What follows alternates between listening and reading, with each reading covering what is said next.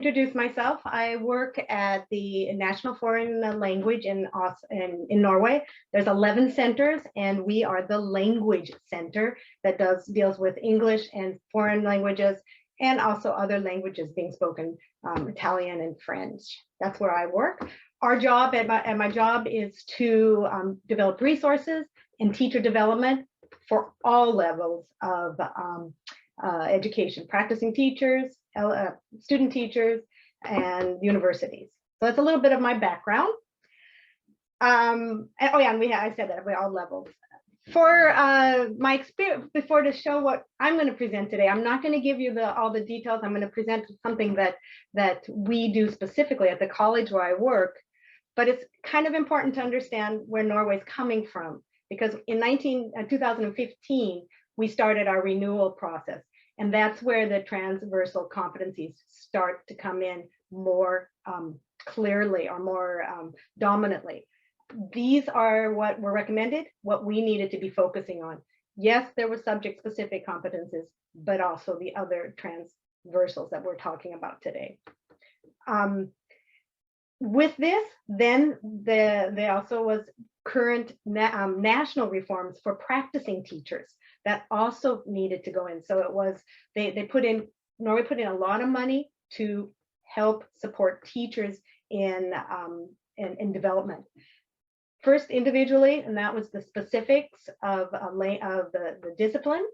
And they had to go back and get certain amount of credits. They raised the number of credits that they had to have in order to teach a subject.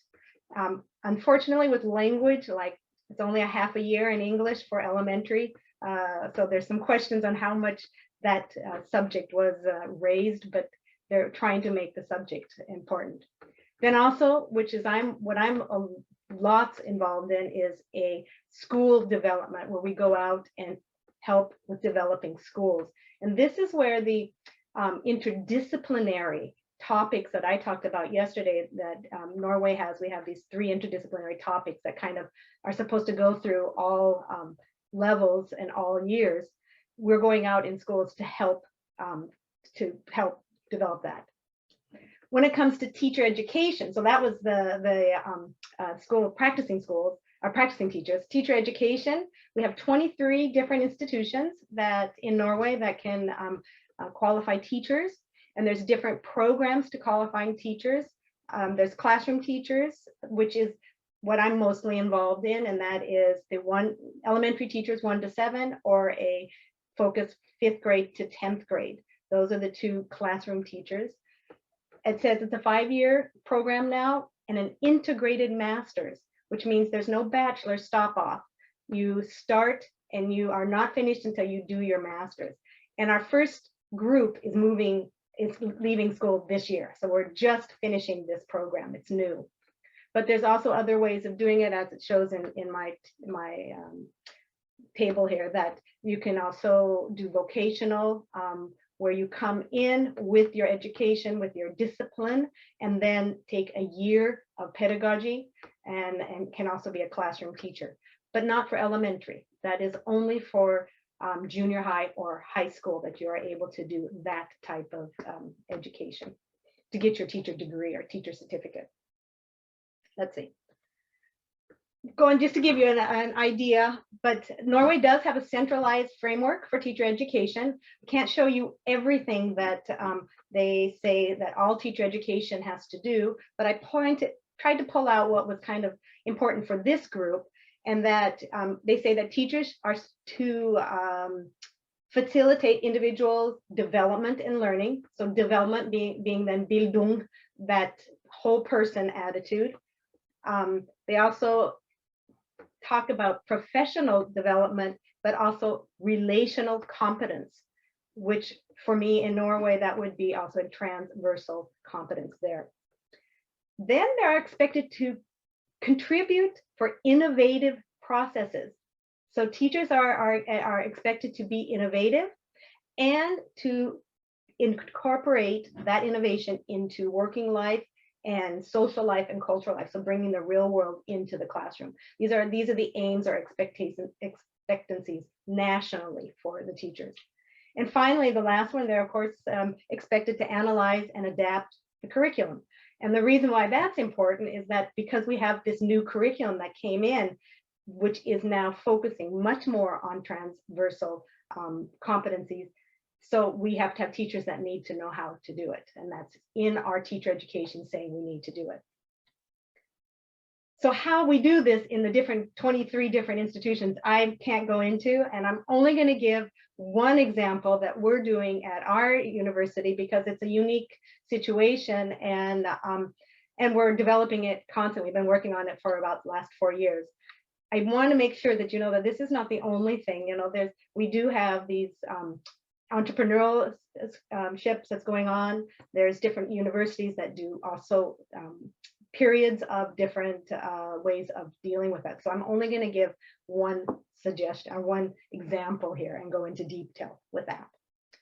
And that's what we do. And what we do is storyline in teacher education. And storyline in this group where I work, we're a small community college, we're not a community college, we're a college, university college, but we're quite small. We're not a big university college, but we have 7 different disciplines. So at the university level, with 9 different teachers working towards this one project, or this 2 times. We do it for 1 to 7 grades, and we do it also to 5th to 10th grades. All our student teachers that leave our university go through this project, this interdisciplinary project. And I have to mention that we are very much supported financially and emotionally from our administration, because the project requires quite a bit of collaboration and time for us to do it. A brief explanation of what it is. Storyline is a teaching through experience and an experience narrative storyline. That's why they call it storyline. It's interdisciplinary. So now we have, the idea is to take different subjects and address complex issues. It's focused on collaboration, cooperation, and aesthetics are the big push here. Experiencing through your body. Through Sorry your to interrupt you, Virginia. You have 2 minutes left, so please, okay. Yeah. Okay, and then the final is teaching and learning. That's part of it. In order for me to just kind of show you, I'm going to hop over the next, excuse me, but I'm going to hop over the next 3 slides, and I will show you what our school, then what pictures, just to show you pictures, if I can get it going. There we go.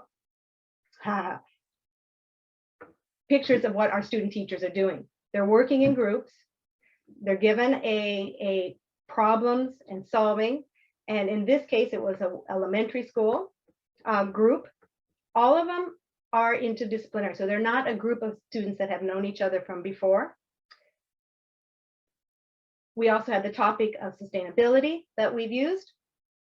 And then finally, last year, because of COVID, we did this online. It is important. Oh, and then I guess I also have to mention, we do this out in teacher development too. So we go out and do the same thing and help with workshops with teaching development. Then I will end with, because I can talk about it, how it's wonderful, but there's some challenges, and it's everything that we've talked about. Disciplined teachers, where's the learning going on? And we need to be thinking about assessment. It takes a lot of time. It can seem chaotic at times. And our research is difficult. We're doing research, but it's difficult to be accepted in the disciplines because we're researching cross interdisciplinary. But the positive sides of it, of course, it's learning through doing. We're modeling what we think our teachers should be doing and reflecting on that. A lot of authentic communication going on in these projects. And the interdisciplinary is front in the picture of it. And the final one is there's some professional development on that. And that's what I'm going to end with.